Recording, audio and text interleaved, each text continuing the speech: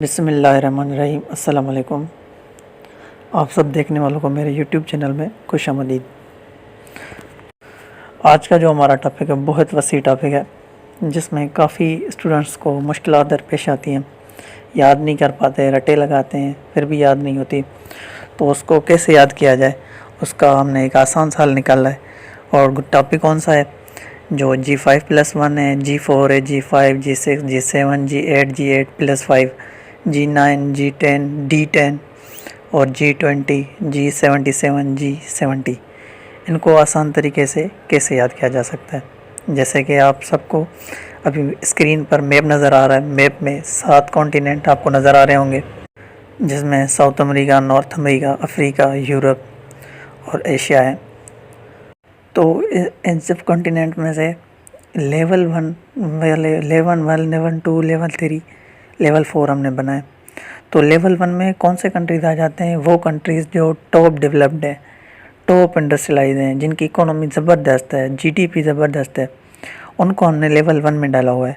तो लेवल 1 में अभी कौन सी कंट्रीज़ आ जाते हैं हमारे पास? लेवल 1 में हमारे पास साउथ अमेरिका में से ऐसी कोई भी कंट्री नहीं है जो लेवल 1 में आए। और नॉर्थ अमेरिका में से हमारे पास यूनाइटेड स्टेट्स ऑफ अमेरिका आ जाता है जो लेवल 1 में। और अफ्रीका में से भी ऐसी कोई कंट्री नहीं है जो लेवल 1 में आए। और यूरोप में से हमारे पास यूनाइटेड किंगडम और फ्रांस आ जाता है जो लेवल 1 में।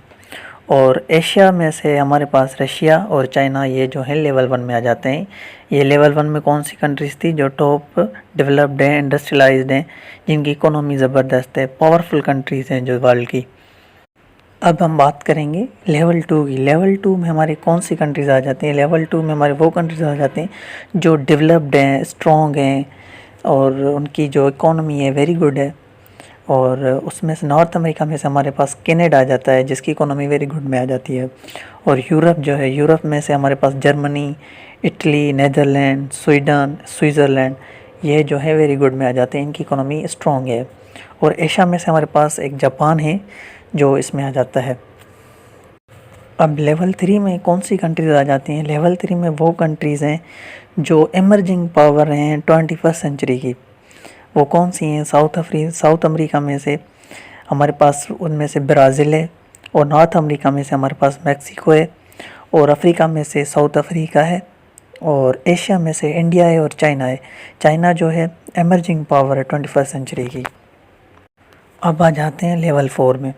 लेवल 4 में कौन सी कंट्रीज़ आ जाती हैं? लेवल 4 में वो कंट्रीज़ आ जाती हैं जो डेवलपिंग कंट्रीज़ हैं, अभी डेवलप नहीं हुई, अंडर डेवलप कंट्रीज़ हैं। तो साउथ अमेरिका में से हमारे पास पेराग्वे, इक्वाडोर, और नॉर्थ अमेरिका में से होंडुरास, एल साल्वाडोर, और अफ्रीका में से मोरक्को, नाइजीरिया, इजिप्ट, यूरोप में से क्रोएशिया, जॉर्जिया, और एशिया में से हमारे पास Pakistan, Sri Lanka, Bangladesh, Indonesia, Malaysia, Iran और टर्की आ जाते हैं। ये थी हमारी लेवल 4। अब यूएनओ से everyone must be familiar. UNO के बारे में हर किसी को पता होगा यूएनओ क्या है। यूएनओ यूनाइटेड नेशंस ऑर्गेनाइजेशन है, 1945 में बना था। और इसके जो हैं 6 मेन ऑर्गन्स हैं जो इसको चलाते हैं, रन करते हैं। उनमें से हमारे पास जनरल असेंबली आ जाती है, और सिक्योरिटी काउंसिल आ जाता है, इकोनॉमिक सोशल आ जाता है, ट्रस्टी काउंसिल आ जाता है, सेक्रेटरीट आ जाता है, और ICJ, international court of justice. ये 6 ऑर्गन्स हैं जो इसको रन करते हैं बाकायदा से। अब सिक्योरिटी काउंसिल के जो हैं 15 मेंबर्स हैं। सिक्योरिटी काउंसिल के 15 मेंबर्स हैं, जिसमें से 5 हैं परमानेंट मेंबर्स, और जो 10 हैं वो नॉन परमानेंट मेंबर्स हैं। जो 5 परमानेंट मेंबर्स हैं उनको वीटो पावर दिया हुआ है। वीटो पावर दिया हुआ है। जो 10 नॉन परमानेंट हैं वो उनके पास वीटो पावर नहीं है। जो नॉन परमानेंट हैं उनको 2 साल का टाइम पीरियड दिया होता है। और वीटो पावर किन के पास होगा? ज़ाहिर सी बात है, जो बेस्ट इंडस्ट्रियलाइज होंगी, बेस्ट डेवलप्ड होंगी और उनकी इकोनॉमी ज़बरदस्त होगी, वो हमारे पास आ जाएंगी वीटो पावर वाली कंट्रीज़। अब हम आ जाते हैं अपनी मेन और असल टॉपिक की तरफ। वो क्या है? G5 जो हमने कहा था शुरू में। तो G5 कौन सी कंट्रीज़ हैं? G5 में हमारे पास वो कंट्रीज़ आ जाती हैं जिनके पास वीटो पावर है। वीटो पावर किन किन के पास है? जो हमने लेवल 1 में कवर किए थे। लेवल 1 में हमने कौन से कवर किए थे? यूनाइटेड स्टेट्स से कौन सा था? नॉर्थ अमेरिका, और यूरोप से कौन सा था, यूनाइटेड किंगडम और फ्रांस। और एशिया से कौन सा था, रशिया और चाइना। अब ये कौन सी कंट्रीज़ हैं जिनके पास वीटो पावर है, G5 कंट्रीज़ हैं ये। और ये जो +1 लगाया हुआ है G5+1, ये मैं एक पहले वीडियो में भी बात कर चुका हूँ कि जर्मनी जो है उसको जो है इख्तियारात हासिल हैं, वो इख्तियारात मतलब कुछ कर सकता है। G5+1 उसको एक एडिशनली जो मेंबर बनाया हुआ है वीटो पावर का है नहीं, मतलब सिर्फ +1 एक जैसे एक्स्ट्रा प्लेयर रखते हैं टीम में, इसी तरह इसको एक्स्ट्रा रखा हुआ है। अब आ जाते हैं G4 की तरफ। G4 क्या है, G4 हमारे पास वो कंट्रीज़ हैं जो परमानेंट मेंबर्स बनना चाह रही हैं यूएनओ का। जैसे 5 वीटो पावर्स हैं, ये भी वीटो पावर्स बनना चाह रही हैं। उनमें से कौन कौन सी कंट्रीज़ आ जाती हैं G4 में, हमारे पास ब्राज़ील है, इंडिया है, जापान है और जर्मनी है। अब ये तो वीटो पावर बनना चाह रही हैं, मगर दूसरों के भी मतलब इसके खिलाफ एक वोट डलता है। वो वोट कौन कौन से डालने वाली कंट्रीज़ हैं। अब ये इनके खिलाफ एक और ऑर्गेनाइजेशन बनी हुई है या यूनिट बना हुआ है। वो यूनिट कौन सा है, यूनाइटिंग फॉर कंसेसिंग। उसका क्या मतलब है, वो उनका ये एक मोटो है कि हम तो नहीं बनेंगे वीटो पावर, मगर तुम्हें भी वीटो पावर नहीं बनने देंगे। वो कहावत है ना, हम तो डूबेंगे सनम तुम्हें भी ले डूबेंगे, वही बात है। यहाँ पर ब्राज़ील की जो अर्जेंटीना है वो नहीं चाहेगा कभी कि जर्मनी वीटो पावर बन जाए। ब्राज़ील के लिए इटली कभी नहीं चाहेगा कि वो वीटो पावर बन जाए। और इंडिया के लिए पाकिस्तान कभी नहीं चाहेगा कि वो वीटो पावर बन जाए। और स्पेन भी जापान के लिए कभी नहीं चाहेगा कि वो वीटो पावर बन सके। अब G4 के बाद हम पढ़ेंगे G5 को। G5 क्या है, G5 में हम पढ़ते हैं लेवल 3 को। लेवल 3 में हमारी कौन सी कंट्रीज़ थी, साउथ अमेरिका से हमारे पास ब्राज़ील था, नॉर्थ अमेरिका से हमारे पास मैक्सिको था, अफ्रीका से साउथ अफ्रीका था, और एशिया से इंडिया और चाइना। यानी ये वो कंट्रीज़ हैं जो emerging power of 21st century है, वो हमारे पास G5 में आ जाते हैं।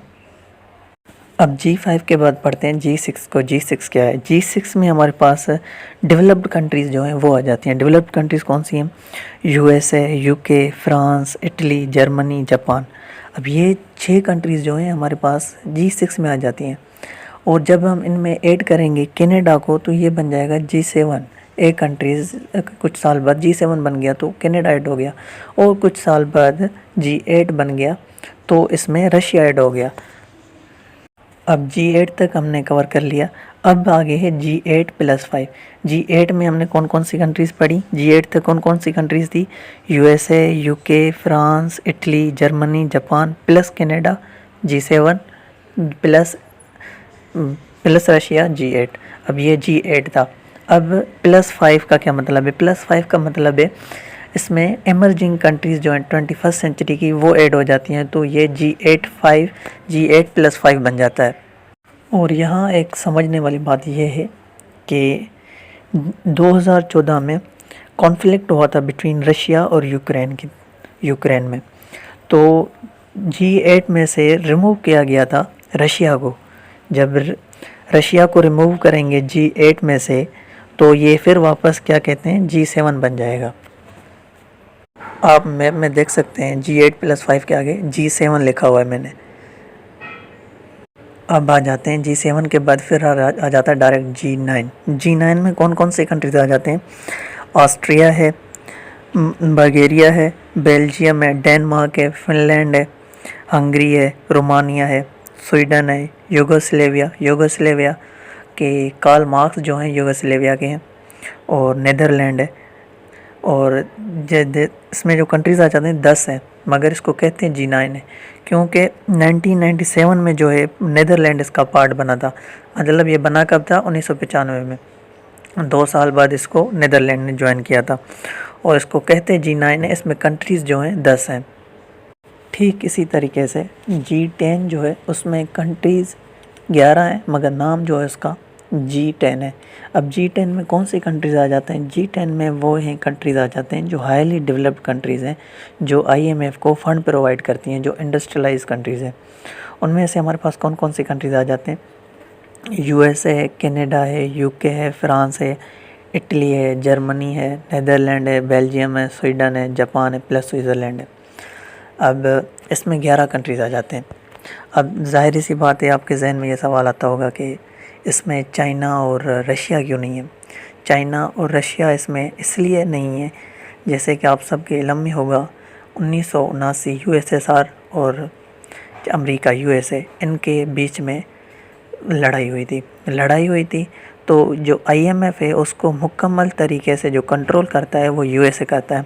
तो इसलिए रशिया और चाइना इसलिए कभी नहीं चाहेंगी कि वो फ़ंड प्रोवाइड करे आईएमएफ को। इस वजह से वो इनको फ़ंड प्रोवाइड नहीं करती। G10 का पार्ट वो नहीं है। अब G10 के बाद आ जाता है D10। D10 क्या है? अब इसका सिर्फ एक ही मतलब मोटो है, एक ही मकसद है। इसका मकसद ये है, इसमें कंट्रीज़ कौन सी आ जाती हैं? वो ही कंट्रीज़ जो G10 में, वो ही D10 में कंट्रीज़ आ जाती हैं। इसमें इनका मकसद ये है कि ये सिर्फ़ और सिर्फ इनका एम जो है स्टॉप करें, चाइना और रशिया को सुपर पावर बनने ना दें। बस उसकी जो भी तरक्याती काम है, इंडस्ट्रियलाइज, उनमें रुकावट डालना इनका काम है D10 का। अब आ जाते हैं G10। D10 के बाद G11 की तरफ। G11 क्या है? G11 का जो मकसद है, उनका ये मोटो है कि जो कंट्रीज़ कर्ज़ है, जिनको कर्ज़ में दबे हुए हैं, उनको कर्ज़ से निकालना, और तरक्की नहीं कर पा रहे, डेवलपिंग, अंडर डेवलपिंग, उनको डेवलप करना G11 का ये मोटो है, उसको डेफ्ट से निकालना। तो उनमें से कौन कौन सी कंट्रीज़ है हमारे पास? इक्वाडोर है, पैराग्वे है, होंडुरास है, स्लैब्ड है, और वेलमोरको है, और जॉर्जिया है, पाकिस्तान है, श्रीलंका है, इंडोनेशिया है, जॉर्डन है, और हमारे पास क्रोएशिया है। अब आप देखेंगे G11 में मोस्टली तकरीबन सब की सब जो है लेवल 4 वाली कंट्रीज़ आ जाती हैं। लेवल 4 में G11। अब G20 है, उसमें 19 कंट्रीज़ हैं, और उसमें एक ऑर्गेनाइजेशन भी शामिल है। वो कौन सी है? वो यूरोपियन यूनियन G20 में शामिल है, और 19 कंट्रीज़ है। और G77 क्या है? इसके 134 मेंबर्स हैं। और D8 क्या है? D8 वो हैं जो डेवलपिंग 8 कंट्रीज़ हैं। कौन सी हैं वो? नाइजीरिया है, इजिप्ट है, पाकिस्तान है, बांग्लादेश है, इंडोनेशिया है, ईरान है, टर्की और मलेशिया है। D8 में 8 कंट्रीज़ आ जाते हैं। और D70 क्या है? D70 हमारे पास D70 वो कंट्रीज़ आ जाती हैं, उनमें हमारे पास इंक्लूड है जो वो कंट्रीज़ जो डेवलपिंग फेज़ में शामिल हुई हैं, और उन कंट्रीज़ को अपलिफ्ट करना, उनकी इकोनॉमी को अपलिफ्ट करना, आगे ले आना, उनको भी इंडस्ट्रियलाइज़ करना, ये D70 है। तो यही था आज का हमारा वीडियो। उम्मीद है कि आप सबको पसंद आया होगा, और अपना बहुत सारा ख्याल रखिएगा। मुझे दीजिए इजाज़त। अल्लाह हाफ़िज़।